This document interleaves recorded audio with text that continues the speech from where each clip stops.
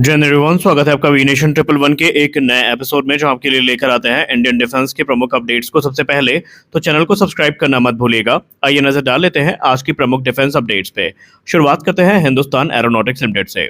Hindustan aeronautics limited का HLFT-42 fighter programme अब तेजी से आगे बढ़ रहा है और हिंदुस्तान एरोनॉटिक्स लिमिटेड का लक्ष्य है कि इसका डिजाइन 2030 तक पूरा हो जाए। लेकिन अभी सबसे बड़ा मुद्दा जो सामने आया है वो इंजन चयन को लेकर है। HLFT-42 एक सुपरसोनिक ट्रेनर और हल्का कॉम्बैट एयरक्राफ्ट होगा। इसे खास तौर पर तेजस मार्क 2 और रैमका जैसे फाइटर जेट के जो पायलट्स हैं उन्हें ट्रेनिंग देने के लिए बनाया जा रहा है। एचएएल का कहना है कि जैसे ही इंजन फाइनल होगा, एयरक्राफ्ट का पूरा डिजाइन तेजी से आगे बढ़ेगा। अब इंजन की जहां तक बात रही तो इस समय एचएएल मुख्यतः दो इंजन पर विचार कर रहा है, रूसी AL-31F और अमेरिकी F414। एचएएल ने इन बातों का भी खंडन किया है कि यहाँ पर कावेरी इंजन का यूज नहीं होने वाला है। कावेरी इंजन की जो स्पेसिफिकेशन है वो इसको मीट नहीं करती है, तो ड्राई कावेरी के कोई चांसेस नहीं है। जो इंजन ऑप्शन यहाँ पर देखे जा रहे हैं वो AL-31 है जो Su-30 MKI में यूज होते हैं, या फिर F414 जो तेजस मार्क 2 और रैमका मार्क 1 में यूज होने वाले हैं। आज अमेरिका के इडाहो में आयोजित gun fighter skies air show के दौरान दो अमेरिकी EA-18G ग्राउलर फाइटर जेट हवा में ही आपस में टकरा गए। ये एक मिड एयर कलोजन था जहां पर माउंटेन होम एयरफोर्स बेस के पास यह हादसा हुआ, जिसके बाद पूरे एयरबेस को लॉकडाउन कर दिया गया और बाकी कार्यक्रम रद्द कर दिए गए।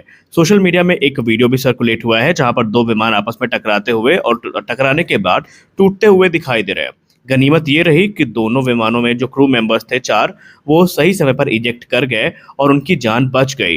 ये हादसा काफ़ी भीषण था और जिसने इस हादसे की वीडियो देखी वो कांप गया। आपको बता दें कि हादसे के बाद इलाके में भारी धुआं देखा गया और इमरजेंसी टीमें तुरंत मौके पर पहुंची।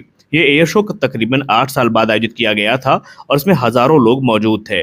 फिलहाल अमेरिकी नौसेना और स्थानीय एजेंसियां हादसों के कारण का पता लगाने का प्रयास कर रहे हैं। अभी तक टक्कर की असली वजह सामने नहीं आई है, लेकिन यहाँ पर गनीमत यही रही है कि किसी प्रकार के जान का नुकसान नहीं हुआ है। सभी क्रू मेंबर और जितने विजिटर थे वो सेफ हैं। भारतीय वायुसेना लगभग 70 पुराने Su-30 MKI फाइटर जेट्स को सुपर सुखोई अपग्रेड प्रोग्राम में शामिल नहीं करेगी। इसके बजाय उन्होंने इन्हें भविष्य में लंबी दूरी की मिसाइल ले जाने वाले बॉम्ब ट्रक के रूप में इस्तेमाल करने का फैसला किया है। यहाँ पर जो बातें सामने निकल के आई हैं उसमें इंडियन एयरफोर्स तकरीबन 200 Su-30 MKI जेट को बड़े अपग्रेड देगा, जिनमें एसा रेडार, AI आधारित कॉकपिट और नए सिस्टम शामिल होंगे। लेकिन तकरीबन 70 पुराने जेट्स को महंगे अपग्रेड्स प्रोग्राम से बाहर रखा जाएगा ताकि लागत कम रहे। इन पुराने जेट्स को मुख्य तौर पर जो ब्रह्मोस A जैसी भारी भरकम मिसाइल्स हैं इन्हें कैरी करने के लिए तैयार किया जाएगा और तकरीबन 40 जेट पहले ही ब्रह्मोस A लॉन्चर में बदले जा चुके हैं। इन जेट्स से पहले जो मजबूत पायलन है ये जो हमें देखने को मिलेंगे, फायर कंट्रोल इंटरफेस और डेटा लिंक अपग्रेड लगाए जा चुके हैं और पहले से ही जो तैयारियां हैं वो शुरू कर दी गई हैं। कुल मिलाकर खासियतों की बात करें तो ये ब्रह्मोस के साथ 1500 किलोमीटर तक की ज़्यादा जो कॉम्बैट रेंज है वो ऑफर करेंगे और ये भारतीय वायुसेना की जो लॉन्ग रेंज स्ट्राइक कैपेबिलिटी है उस पर एक बूस्ट लाएंगे। जनरल इलेक्ट्रिक एरोस्पेस ने पुणे में अपनी मैन्युफैक्चरिंग फैसिलिटी में 100 करोड़ रुपए के निवेश करने की घोषणा करी है। पिछले 3 सालों में कंपनी का कुल निवेश इस प्लांट पे 510 करोड़ रुपए तक पहुंच जाएगा।